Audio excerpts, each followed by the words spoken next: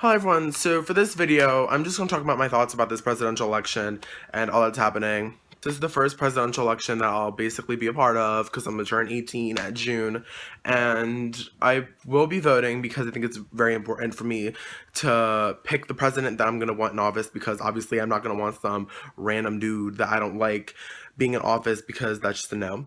And, I want the president to do what I want him to do. I don't want some guy that's gonna, be like, no gay marriage, I'm gonna repeal that. Or like, let me strike down abortion. I want some guy that's gonna give fair treatment to all, equality for all, everyone all over the spectrum.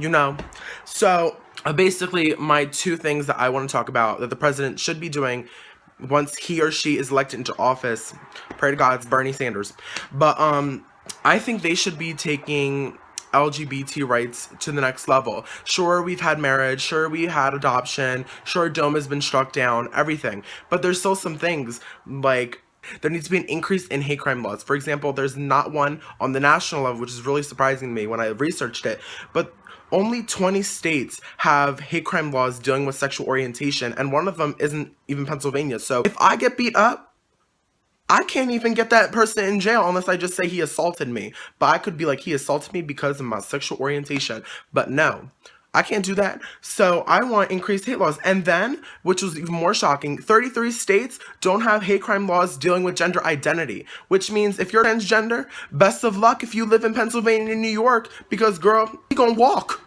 So then, I also want to talk about how there's also a topic in the LGBT community that no one really talks about, and it's the elderly LGBT community, because they are overlooked and they're not very much seen in the public eye.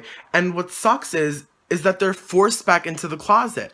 They don't have biological family back at home that'll take them in, like another grandma or grandpa, and be like, come on, granny. No, they have nowhere to go. They are forced into nursing homes. And when I looked it up, a lot of the elderly LGBT people that went into nursing homes said they don't have children. So they don't have people that really are there for them and come visit them. And they say that life's bleak, alone, and that just sounds terrible. And I don't understand why there isn't more acceptance for elderly LGBT people. Like, for example, think about it. Do you see a gay grandpa, a lesbian grandma? You don't really see that. You just see the nice college gay guy or the 30-year-old gay guy with a kid. You don't really see gay grandpa hugging his kids like, acceptance. No, you don't see that. And I think there needs to be an acceptance for elderly LGBT people. Another issue that I think the president should take into thought is women's rights. For example, I think women should get equal pay. It's shocking that women only make 79 cents to a man's dollar just because of the genitalia they have. I think women should have the same amount that men make.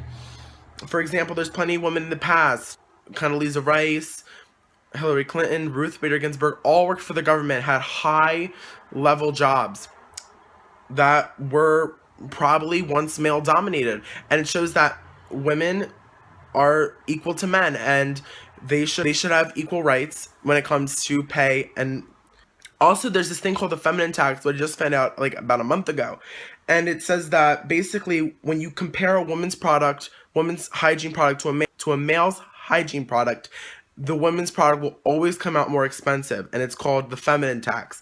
And it's kind of shocking to see that just because it's a woman's product, it's already going to be more expensive on the shelf. And I believe that women, I'm sorry, my dog wanted to be a part of the video. But because you're a woman doesn't mean you already have to pay more for a product. It's just crazy.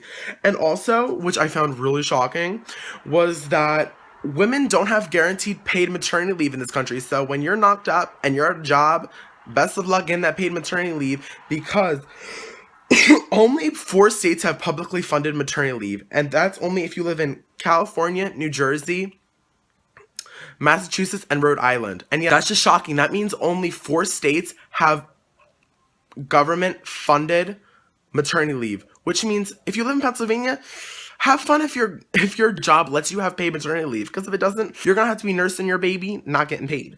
Also, what I found really shocking is that the government agency that takes care of paid maternity leave, which is the Family and Medical Leave Act, only covers 59% of Americans, which means there's, let me do the math.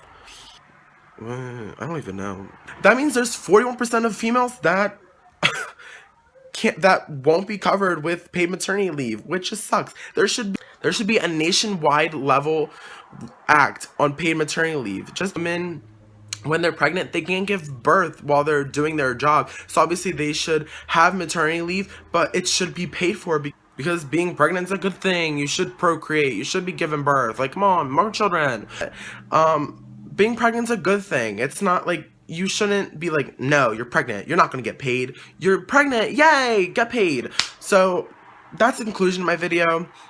I believe that whoever the president may be, obviously I'm more Democratic. I want Bernie Sanders to win. I just like what he stands for. He's for equal rights. I like what he thinks about doing for the LGBT community. He has a lot of things that I really like that he stands for. One of being free college, which I really would have liked because I don't want to be a lot of debt. I don't want to have a lot of debt in college because let's be honest here, I don't have money to begin with. So I'd rather know, I don't know where I'd begin that from, and I'd rather not want all this debt piling up behind me. So yeah. So overall, I just hope that whoever gets picked, it's a Democrat. I mean, if it has to be Hillary Clinton, it has to be Hillary Clinton. But pray to God, Bernie Sanders. If not, we'll see. We'll see in November who wins. And from then, see ya.